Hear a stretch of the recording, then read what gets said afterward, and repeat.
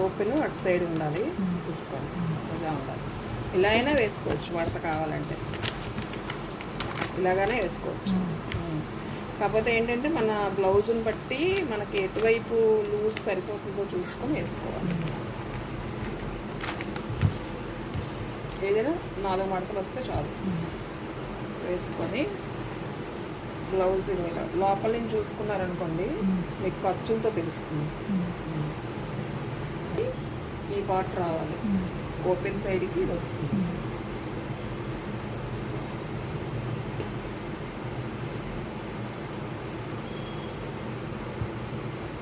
ఇక్కడ ఒక 1 ఇంచి మనకు కింద చేతి కుట్టేస్తాం కదా,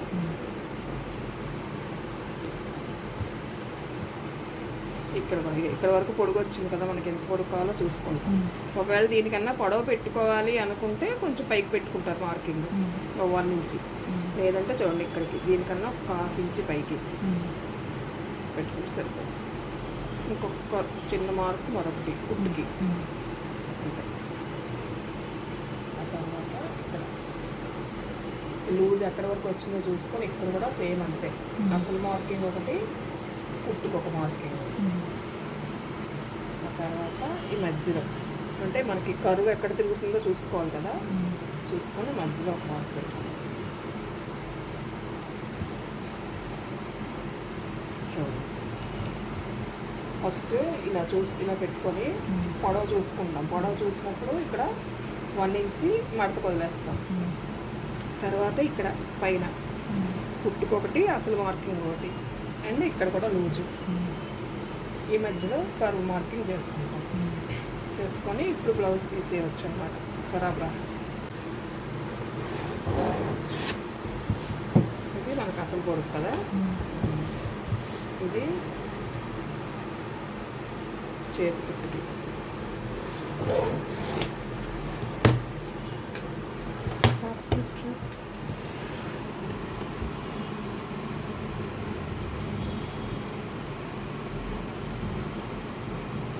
లూజ్ అనేది ఇక్కడికి వచ్చింది కొంచెం.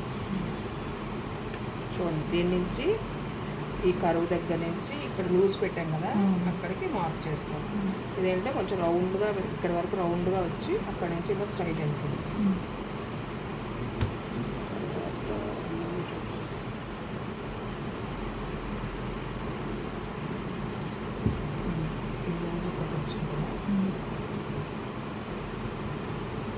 ఇక్కడ కూడా లూజ్ చూసుకోండి చివరికి.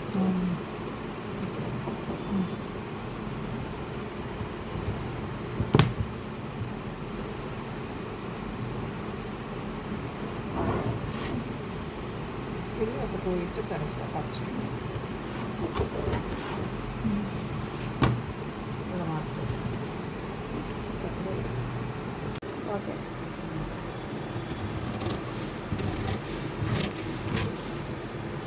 మార్కింగ్ ప్రకారం కట్ చేస్తాం.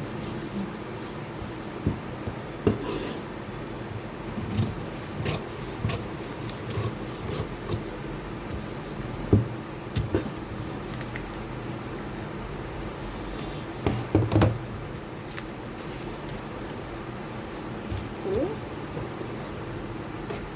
ఇక్కడి నుంచి ఒక 1/2 ఇంచు,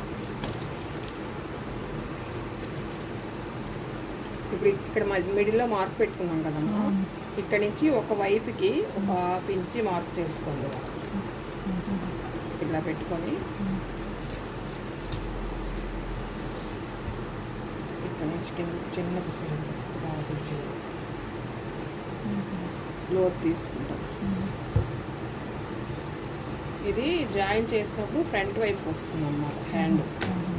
ఆ ఫ్రంట్ వైపు వచ్చేదానికి ఒక 1/2 ఇంచి లోతు తీసుకోవాలి.